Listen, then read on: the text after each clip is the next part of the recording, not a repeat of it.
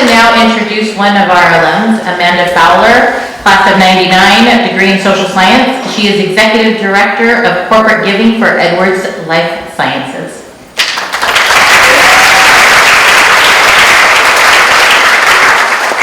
All right, I am a people person.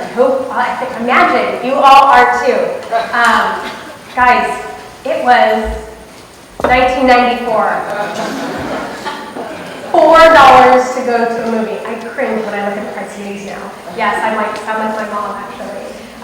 Gas was $1.09, although if you went right over there around Hoop Housing, it was like you could get one for 99 cents. Can you imagine a gallon for 99 cents? Yeah, see that right there? That's what email looked like. My very first email account was at UCI when I came in as a freshman. And I didn't have a cell phone. There was no texting. There certainly wasn't Facebook. Honestly, I look at you guys and I feel like I think I look just as young as you all. But 20 years ago, I was sitting in your chair. What an awesome time in your life. You've got such a great experience ahead of you. And while you've heard a little bit about what social science experience can be like while you're on campus, I'm going to share a little bit about my experience on campus and how that really has propelled me into a life that is in a career that's also focused on social science, and share a little bit about maybe what you can do and some advice. Gosh, you're probably going to get a lot of that. So my anteater experience. I came in undecided. Who is undecided? Really? Or are you undecided that you're undecided? I don't know. So I came in undecided. I want to be an accountant. Really? I liked the business world, and they didn't have a business school here yet, but I knew it was a great school, and so I found my way into economics, and that was a fascinating field to study, but studying anthropology and statistics, and there are so many different pieces that you're going to get exposed to that are just fascinating in this school. I also got very involved immediately. Coming from Santa Barbara, I think I was the only one coming from Santa Barbara. I didn't know it was sold. Kind of an odd thing, because you stay with such a close group of people in school, right? And then you come here and you're like, I don't know anything. So immediately I got involved and I pledged a sorority. I know you're thinking, oh, sorority. The leadership experience that I got there is the same as what I'm dealing with in the corporate world. It blows my mind sometimes. Learning how to work with people, learning how hierarchy works, learning how to influence people, helping people, driving change. Learned a lot of that just from getting involved. So get involved. Find a club that you're passionate about. Find a cause. Find something. There's probably 1 million bajillion different clubs on campus, and if there isn't one, there's an opportunity, right? Make one. You got a lot of people around you. Surely someone else might have an interest in that as well. So I found that to be incredibly valuable experience. I met some of my very, very best friends that I'm still best friends with today, and my hubby, he's pretty cool too. And on top of that, I always had a job. I didn't need to work. How fortunate to be able to say that. But since I was, started babysitting, 12 years old, always worked. And whether it was a 5-hour-a-week job or a 10-hour week, whatever it was, I had something that was constantly building my resume, building who I am, building responsibility. And I never really thought about it at the time, but now I look and I see that made such a difference because it showed that I was always persistent, always responsible, always accountable. So it's never, ever, ever too early to get a job, no matter what it is. An internship, there's so many companies around here. You could certainly, they would love to have some young, smart minds like all you in the room, help them out. So my career path, my first job out of college was in investor relations. Does anybody know what investor relations is? I did not, but the job was focused on mathematics, finance, and it also had this really cool piece of the job that was event planning, which I fell in love with. So here I am thinking I'm going down that path, and here they're thinking, oh look, an econ major. This was a really interesting experience. This is basically financial communication. So telling your corporation story to Wall Street, to investors, selling them your stock. And I worked for an HMO at the time, Pacific Air Health Systems. And I remember at the time, a few years into it, my boss says, you know, I'm actually going to go to this other company. He's leaving the team. I thought, well, this is kind of odd, but all right. He says, I'm going to go work for this company called Edwards Lifesciences. They manufacture heart valves. And I thought, well, that sounds really weird. Glad I'm not going there. 2 weeks later, I got a call. Hey, Amanda, why don't you come on over and build the department with me? So I thought, oh, of course. It was a great experience.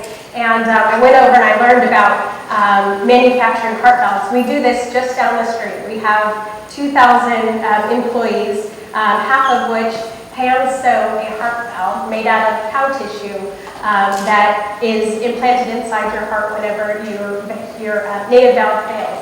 How incredible is that? So I joined this company. We, at the time, spun off from Baxter International. So it was a company basically going through an IPO, and I got to be a part to start a program all on our own, build up whatever we wanted to, which was incredible. And while I was there, I again raised my hand and joined an organization called National Investor Relations Institute. Always tried to get involved. Started a low-level committee and worked my way up and was ultimately president. Amazing experience, opened doors, went and was able to then go to another investor relations company, and then gosh, it was 2007, and I don't know if you guys remember this, but there was this crazy financial crisis. Everything fell. It was a disaster. We were the largest non-prime mortgage company, and I think pretty much we feel like we kind of brought down the whole thing. It feels like it to me at least. Tough time. Our stock went from $60 in one day to 40 cents. Ouch. Ouch. Yeah. I had some really mad people calling me that day. Hard, right? Really hard stuff. But I learned a lot and I had to deal with it, right? You're put in that situation, and that is how you learn. So being in a job, having that experience, you know, I think there were plenty of people who said, yeah, but there was so many bad things going on with that. How could you think that's a good thing? What a great thing. How many people get to learn in that kind of environment? You can't read that in a textbook. This is how you deal with the financial crisis. You guys that are econ majors, you're going to hear about this company. I won't tell you which one it is because it's kind of not such a great thing, but awesome experience, right? So I had strong relationships with Edwards Lifesciences still. Relationships are key, guys. And I was able to go back, and I started in global communications. So my job was working with the CEO, writing his scripts, doing his presentations. He was, this was during the time when Obama was first launching healthcare reform. I got to write his scripts, meeting with the president. Sweet, right? Pretty cool. I worked on many New York Times articles, Wall Street Journal, some good, some not good, but good experience, right? And had great relationships through my investor relations days. Got us on the New York Stock Exchange to ring the bell. That's me. Ta-da. Very fun. It was really cool. And then right there at the bottom, that's we had Larry King come in. He has a cardiac foundation, Larry King Cardiac Foundation. They provide free cardiac surgery to people who can't afford it. What a wonderful thing. So philanthropy was a small part of my job, doing public relations. And this is where my passion really was found. So spending my time working with organizations like this and really driving our philanthropy and taking it to the next level. But we didn't have anyone focused on that. And I kept building the case with my executives saying, what if we were to have someone in that role? Think of what we could do. Think of the changes we could drive. So guess what? I got the job. Sweet. I built the job. It's my job. It's my department. I now oversee global corporate giving with a $70 million foundation. My job is to get our 8,700 employees all around the world to get out and get involved in the community. It makes my arms get goosebumps. My job is to bring smiles to people's faces where they were sad before, to bring life-saving surgery to a child I was in the operating room watching this child get surgery where they don't have a cardiac surgeon in the Dominican Republic where this child lives. We brought cardiac surgery there and changed their life. Amazing. Getting my employees involved and being a part of this, donating medical technology. This gentleman down here in this wheelchair, this organization brings wheelchairs to people who haven't had him. He hadn't been outside his house in 2 years. So the smile on his face when he felt sunshine on his body, it's incredible, right? So I pinch myself that I get paid to do what I do. But it's a job, right? And it's an important one. And, with your degree and with what you're going to learn at UCI, you can write your book, you can write your path, and you just need to build up those relationships, keep every single door you find open, and like everyone keeps saying, talk to people, meet each other, and you never know who knows who and who's doing what and how you can help each other and work together and do a lot of really great things together. Take advantage of these opportunities. One thing that you heard before, me professors, oops, I didn't really do that. I think about it now, that was a huge opportunity that I missed.